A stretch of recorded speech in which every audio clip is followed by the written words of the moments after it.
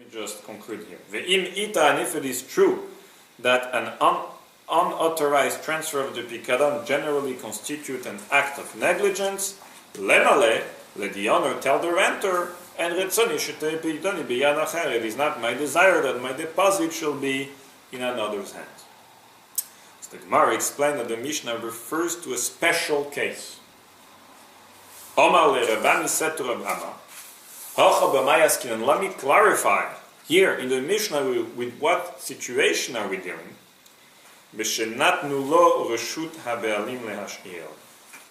Where the owner gave the renter permission to lend the cow to a third party.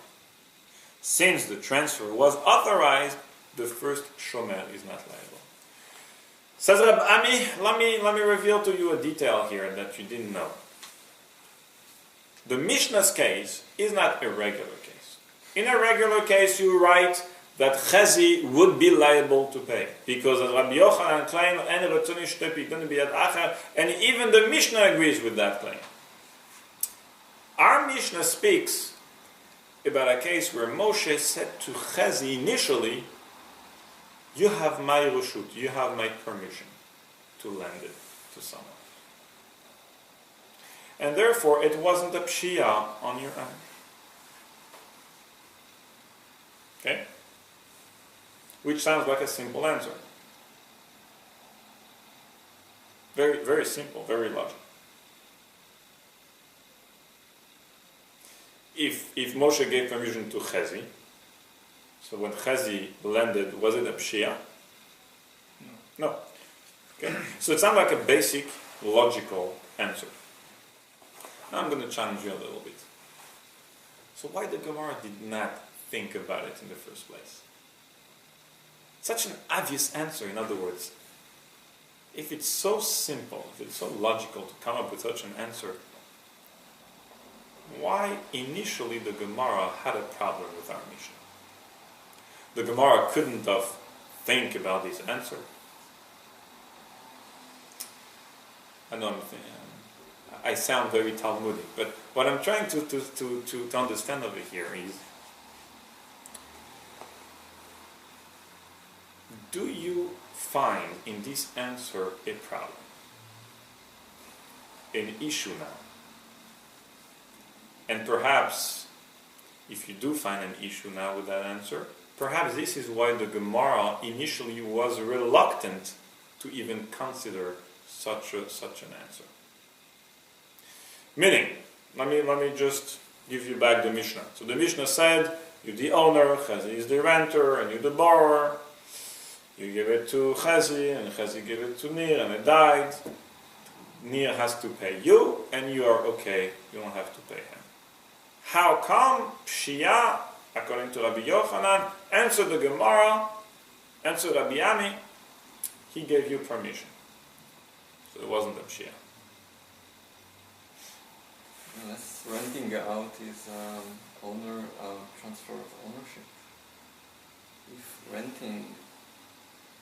If by renting Moshe transferred the ownership for that period, then there is no argument, like he can do whatever he wants with it. And True. But it isn't the transfer of ownership. Okay? He is still the owner, and that's why we had a question, because it sounded like it was a pshia, he was not allowed to. But now we answer, well, let me tell you something. In fact, in this Mishnah, there was a special case that Moshe gave permission to actually, this is what we answer, he gave you permission. Where is it written? Well, it was. I mean, the Gemara tells us that it was. It was a contract, it was written. The Gemara tells us that it was a special case, that Moshe put in a piece of paper, it was signed and everything. It's all done and clear, that this was a special permission. So I think that the problem there, if this is true and he gave me permission, I give it to Nir, that in the end of the day, if he's liable to me and I'm not liable to him, I end up with, so I rented something, and I end up now with a cow, basically that he owes me, and he, as the first owner, gets nothing. So I think that's the challenge that still remains, that I end up with, whether I was allowed to give the cow to him or not, I end up with a cow, and he ends up with nothing. and that is still a challenge. Okay, so that's ironic, right? That's an irony case that you happen to now and he's going to do nothing yet. But that we had that irony even earlier, right? With the Mishnah, that's the case of the Mishnah. That's the interesting twist, and legally it works, right? But why now? You're on the right path, by the way. Now that we answer that he gave you permission, now you've really got a problem with the ruling of the Mishnah, with that irony that you end up with the cow. In other words, yes? I think by giving permission, he also implies that in case something happened, It's still liable. and he lends it out, lend it to someone, and there is an It's unseen. still liable. He's supposed to get the money. Like it's implied in the renting It contract. makes it instead of a socher, it makes him a shoel, maybe. You remain a socher. He is the shoel. And I have That's no for sure. relationship Your with status it is at the moment. remaining a socher. You're on the right path, but I'm looking for. By giving him permission, in a way, he's tying himself to him, and then now he is actually. Very good. Very good. Okay. You So listen the to Chazi. smart guy. he's Listen the to smart Maya. in the I family. always That's what the rabbi told him Listen too. to Maya. Now I have to don't listen to Maya. So you are a lawyer. Hold it. Well, You are. I You're thinking Talmudically. Very good. I- Very good. Did you hear this analysis? Did you hear Ner? Yeah. You see the difference between your comment? You were on the right path, but I was waiting for. Meaning, you said implying, but who says that it was implying? Your comment went a step deeper. Now we're going to have to review the whole thing and the whole relationship here. He is not anymore the borrower of Chezi. You're not anymore the borrower of Chezi because you couldn't be the borrower of Chezi. How come you ended up borrowing it only because of his permission? So you actually his borrower. If you're his borrower, well, when there is unseen, you're going to have to pay from who you borrowed from. Really, not from Chezi. From Chezi you couldn't borrow from. You borrowed from Moshe. You borrowed directly from the owner, in a sense. Although physically it was through Chezi, but in theory, you are a borrower not of Chezi, you're a borrower of Moshe, of the owner. And therefore, if there is unseen, you're going to have to pay directly to him, not to Chezi. Verstehst?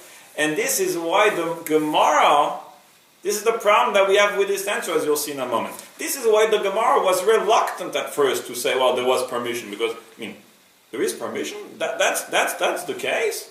Well, that's a simple answer. I could have come up with that. But the problem is, if that's the reason why you're not a poshea, because there was permission, now we've got a different problem. The problem is the ruling of the Mishnah at the end of the day now doesn't make sense. How come you pay to Chezi, you should pay to the owner? Moshe, I see you.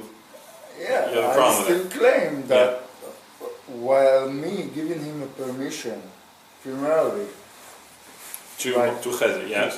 to use the cow Yeah.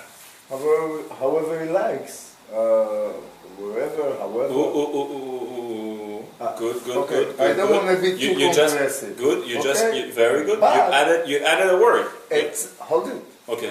While doing that, I actually made him liable to the cow wherever she is or whoever use the cow, whatever the cow is about in the story.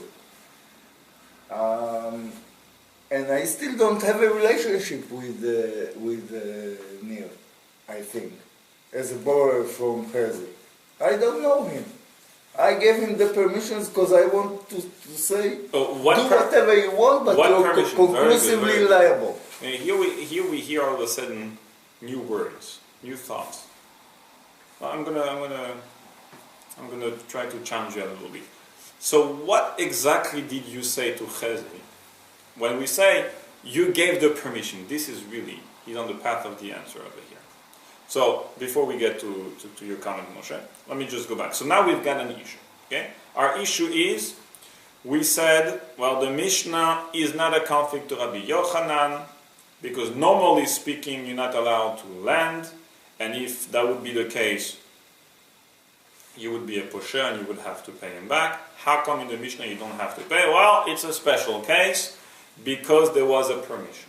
Since there was a permission, you're not a posher, and therefore you're okay, you don't have to pay to Moshe, and he has to pay to you because he's your shoel. As the Gemara, Nir is not your shoel, Nir is Moshe's shoel, really. Because who gave the permission for the loan was Moshe. So Nir has to pay Moshe. So now we have to find an answer to that. So the answer is, and I'm going to ask you a question right now, so you'll see where I'm driving. Moshe said a few comments here, and we're going to hear from Moshe in a moment. But my question is, there was a permission. What was the wording of the permission? How did you understood? How did you understand? How did you understand the permission? Permission with liability, so you can do whatever you want, but he's also most enlarging his liability or enhancing his liability. So now, when he remains a renter. He remains with the status of a renter, but Moshe gave him the permission, and that permission allows him now to lend the cow to Nir. How did you understand the permission? What was said? that as long as he has it, he can do whatever he wants. It's almost as if he's giving him the ownership. I would say differently. So he said, so in your wording, Maya, he said to Chazi, you can do whatever you want, and this is what you said, you can do whatever you want with the cow. That's one way. That's one way. Did you all understand this way? Yeah, Chazi. No, I would say it's somewhat differently. I would say that he told me you can use it however you want, whenever you want, as long as you give it back to me. So that piece basically ties Nir and me directly to Okay. that. I hear you. You're trying to be a chacham here. He's So he's a chacham. I can see the as long he cannot create, meaning as long as you're trying to add conditions or add status, he can create a new status. You have the status of a socher.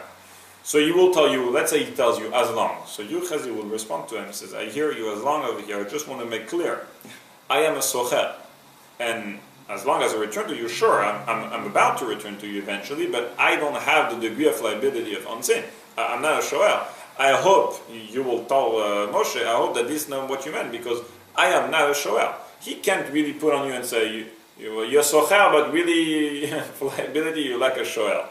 No, unless there was a special condition and something, and he says, sign here, you will be liable for onsin. This is a whole different way to... But here, he gave it to you with the understanding that you have the status of a socher. So whatever words he says, but here there was a permission.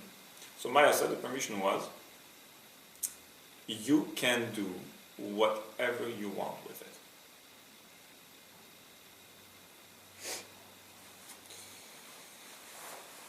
If that's the case, You can kill it as well. so it would be right. It would be you can use as you want it. You can use as you want, right? Obviously, right? You can. It doesn't mean that you can now keep the cow, right? You can use it in any way that you want. So the truth is like this.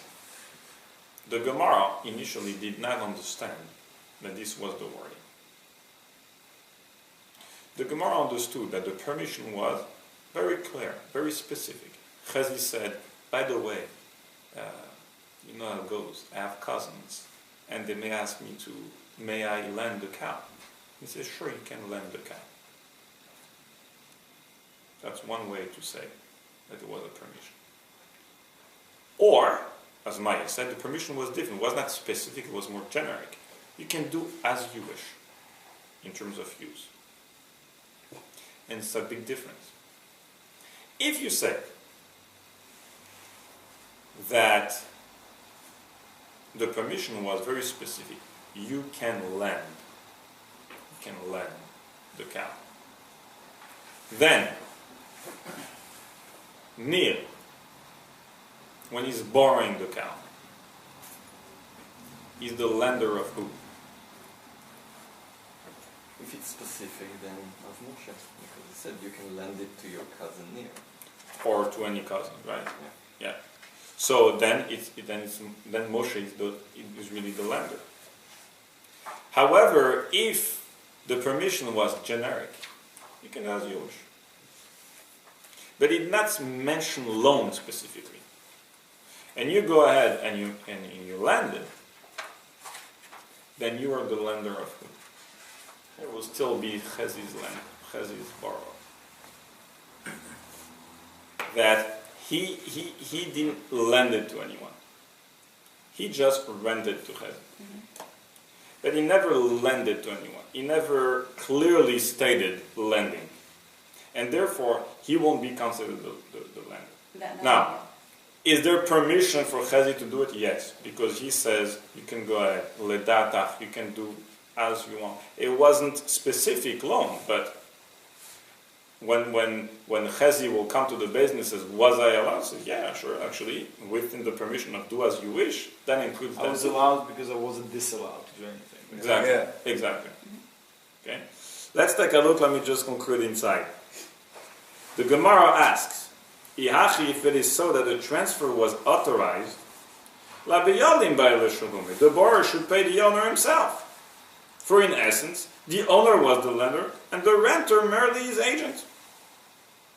That is because the Gemara understood that the permission was you can go ahead and lend it.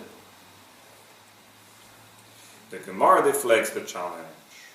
The Amulei Ledaita. The Mishnah discusses a case wherein the owner told the renter, you may lend the cow at your discretion. That's how they translate here. Hence, the owner is not considered the lender. He gave permission to do anything, but he's not the actual lender of the cow.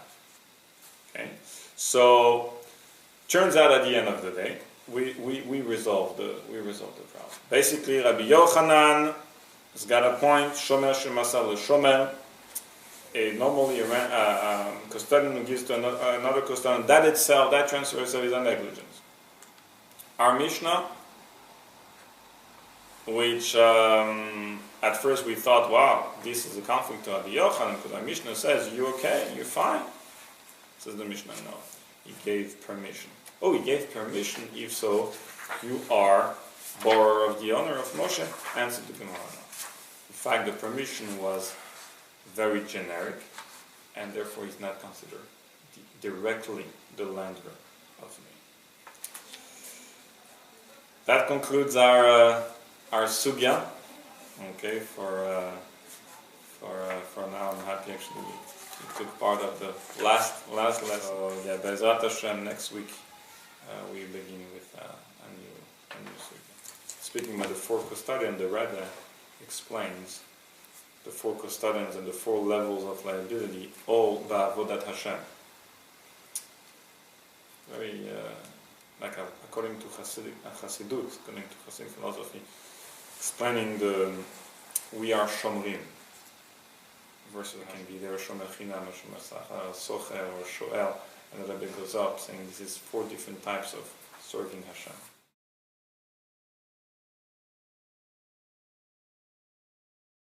Logical answer. Now I'm going to challenge you a little bit. So why the Gemara did not think about it in the first place?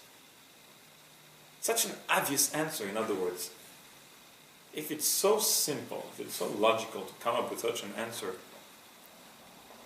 why initially the Gemara had a problem with our Mishnah? The Gemara couldn't have think about this answer. A detail here that you didn't know.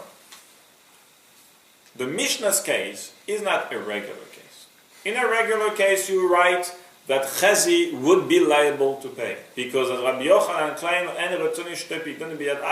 and even the Mishnah agrees with that claim. Our Mishnah speaks about a case where Moshe said to Chezi initially, you have my reshut, you have my permission to lend it to someone.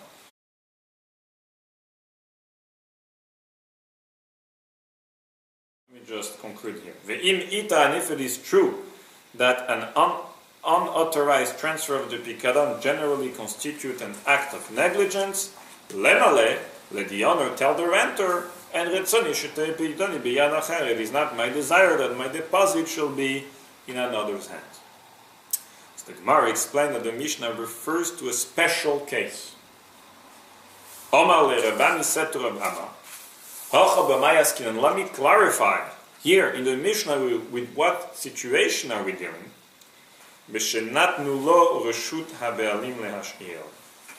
Where the owner gave the renter permission to lend the cow to a third party. Since the transfer was authorized, the first shomer is not liable. Says Rab Ami, let me reveal to you. And therefore, it wasn't a pshia on your end.